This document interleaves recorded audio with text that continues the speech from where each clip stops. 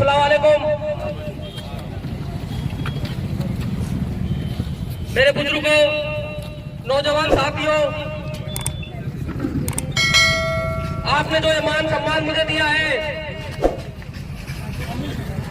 इस मान सम्मान को इंशाअल्लाह जिंदगी भर नहीं भूलूंगा और इसका कर्ज रहेगा।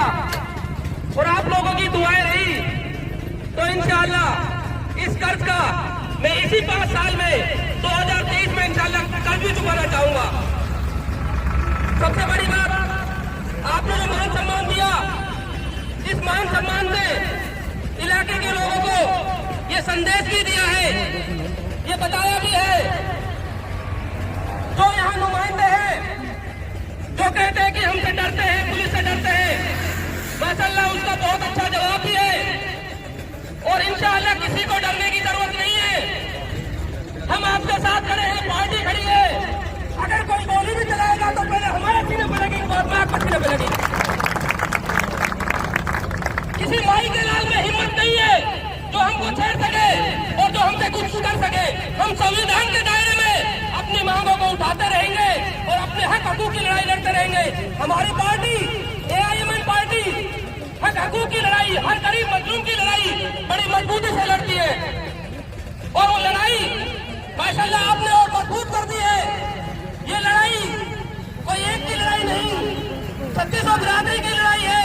इसको बड़ी मजबूती से लड़ेंगे और इंशाअल्लाह 2023 में मेरी इमरान MLA नहीं बनेगा। यहाँ से यहाँ का हर बच्चा, यहाँ का हर एक नौजवान, हर एक बुजुर्ग, सभी MLA रहेंगे इंशाअल्लाह। इमरान अकेला नहीं रहेगा। और रही बात मिलने की, तो मैं तो आपके बीच में रहूंगा, आपको ढूंढने की जरूरत नहीं पड़ेगी। आंख खोलोगे तो आपके सामने होगा इंशाअल्लाह। इतनी भी जरूरत नहीं है कि फोन करने की जरूरत पड़ेगी। मेरे इलाके, मेरे लोगों के साथ, मेरी कौम के साथ अगर कोई भी नाइंसाफी होगी, आपको फोन करने की जरूरत नहीं पड़ेगी, आपके बीच में होगा इंशाअल्लाह। जो लोग कहते हैं ये पार्टी किसी को हराने आई है, किसी को जिताने आई है, मैं उनसे कह देना चाहता हूँ, हर 5 साल में यहाँ पे सरकारें चेंज होती है। हम तो इसी 5 साल में आए हैं। इससे पहले 25 साल से लोग 25 साल से सरकारें चेंज हो रही है, तो हमारी तो हम तो थे ही नहीं यहाँ पे। तो ये इल्जाम और मैं ये इल्जाम जो लगाते हैं उनको मैं जवाब देना चाहता हूँ आपके माध्यम से। आपके पास कोई विकास के काम, कोई कौम के लिए कोई काम गिराने के लिए नहीं है। यही कारण है कि एक ही इल्जाम लगाते हैं कि ये हराने आया है। मैं कह देना चाहता हूँ, हम हराने नहीं, हम आपके साथ खड़े होने के लिए, आपका मान सम्मान बढ़ाने के लिए, आपकी इज्जत को, आपकी आबरू को कोई ठेस ना पहुंचाए, कोई उंगली ना उठाए, इसके लिए हम आए आपके बीच में। और हम आपके बीच में हमेशा रहेंगे। पार्टी हमारी ऐसी पार्टी नहीं है कि एक दिन में एक चुनाव में ऐसे चली जाएगी। हमारी पार्टी जहां भी गई है, जहां इलेक्शन हुए, जहां मजबूती से इलेक्शन लड़ाए, वहां से हमारी पार्टी गई नहीं है माशाअल्लाह और मजबूत हुई है। तो मेरी आपसे सबसे दरख्वास्त है, किसी से डरने की जरूरत नहीं है। आपके पास बहुत बड़ी ताकत है, वो वोट की ताकत इतनी बड़ी है, किसी को कुर्सी पर बिठा भी सकती है और उसको नीचे भी ला सकती है। आप ये मत समझो एक वोट की ताकत नहीं होती। एक वोट की ताकत अगर देखनी है तो CP जोशी से पूछो एक वोट की ताकत क्या होती है। तो मेरी आपसे सबसे दरख्वास्त है, क्योंकि नमाज का टाइम होने वाला है मगरिब का, मैं माफी भी चाहता हूँ कि मैं लेट आया हूँ। मैं हाथ जोड़ के माफी चाह रहा हूँ कि मैंने आपको इंतजार कराया। इंशाअल्लाह आगे से ऐसा इंतजार आपको नहीं करना पड़ेगा। अब आपसे मेरी एक ही दरख्वास्त है, इस पार्टी के लिए, ये आपकी अपनी पार्टी है, हर गरीब मजलूम की पार्टी है, 3600 बिरादरी की पार्टी है। इस पार्टी को मजबूती से पकड़ लो, मजबूती दिखाओ और इस पार्टी को मजबूत करो और अपना नुमाइंदा यहाँ से चुन के भेजो विधानसभा में, ताकि इनकी गर्दनों को झुका सके विधानसभा में जाके। हमारे 9 MLA होने के बाद भी हमारी आवाज वहां तक पहुंचती नहीं है, उठती नहीं है। मैं चाहता हूँ MIM का जितने भी MLA बनेंगे, आपको ये मायूस नहीं होने देंगे कि हमारा कोई MLA नहीं है, हमारा कोई नुमाइंदा नहीं है। अभी हमें शर्म आती है, कहते हैं कि 9 MLA है और उनकी आवाज आवाज नहीं उठती। क्यों नहीं उठती आवाज? क्योंकि उनको कौम से नहीं मोहब्बत है, उनको मोहब्बत है कुर्सी से, उनको मोहब्बत है अगली 5 साल से कि हमारा टिकट कैसे बचेगा। तो इंशाल्लाह इस चीज को खत्म करेंगे और जो 5 साल का कांग्रेस बीजेपी का फिक्सिंग का मैच चल रहा है इसको भी इंशाल्लाह खत्म करेंगे। आप सभी से मैं दरख्वास्त कर रहा हूँ, किसी से डरने की जरूरत नहीं है, किसी के सामने झुकने की जरूरत नहीं है। पार्टियां और कांग्रेस बीजेपी होगी जो किसी के सामने झुकती है। एमआईएम का कार्यकर्ता, एमआईएम की पार्टी सिवाय अल्लाह के सामने किसी के सामने नहीं झुकेगी। और झुकने वालों का हाल आपको पता है क्या है? आज मैं कहते हूँ यहाँ की एमएलए साहब से कि आपके गांव के रोड, आपके गांव के स्कूल ऐसी हालत है, इतनी बुरी हालत है कि हमको मेवात का नाम लेते शर्म आती है कि मेवात में एजुकेशन का ये हाल है। यही नहीं, जितने भी नुमाइंदे मेवात के हैं, किसी के स्कूल में चले जाओ, किसी के कॉलेज में चले जाओ, कॉलेज तो दूर की बात, स्कूल कॉलेज तो इन्होंने खुलवाए नहीं। इनको पता है कि पढ़ लिख के ऐसे ना हो कि हमसे आंख में आंख डाल के बात करने लग जाए। यही तकलीफ है इनको, और कोई तकलीफ नहीं है।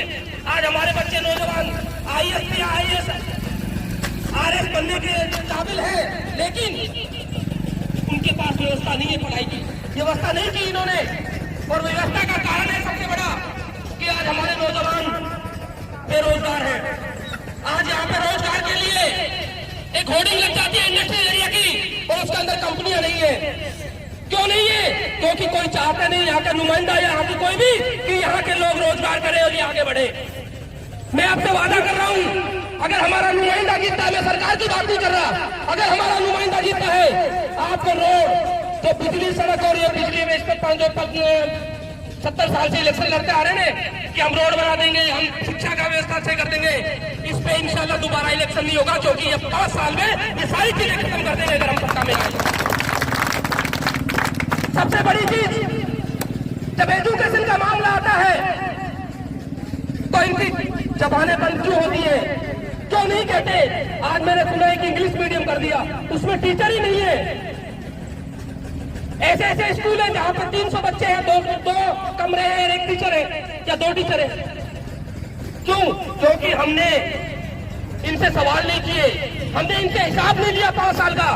मैं चाहता हूं इनसे हिसाब लेने वाले बनो। आपके पास ताकत है इनके हिसाब लेने की, क्योंकि आपने वोट दिया इनको एमएलए बनाया है। इनसे साल में हमने आपको चुन के भेजा था, आपने हमारे लिए क्या किया है? यही किया है कि कौन अगर बच्चे हमारे अगर रोजगार नहीं है उनके पास, गलत कुछ है तो उनको रोकने के पास इनके पास कुछ उपाय नहीं है। क्यों नहीं है? क्योंकि ऐसी इंडस्ट्रियल एरिया, ऐसी कोई फैक्ट्री एरिया इन्होंने नहीं बनाया तो हमारे बच्चे जाके नहीं रोजगार कर ले। और जो सरकारी संस्थाओं से जैसे पता लगा कि इनकी कमीशन थोड़ी चलती है, वो चलती इसलिए है कि हम उसमें जागरूक नहीं है। ये कोई एहसान नहीं कर रहा हमें बजट देके, ये एहसान नहीं करते कि हमें कौम के लिए कोई काम करना है।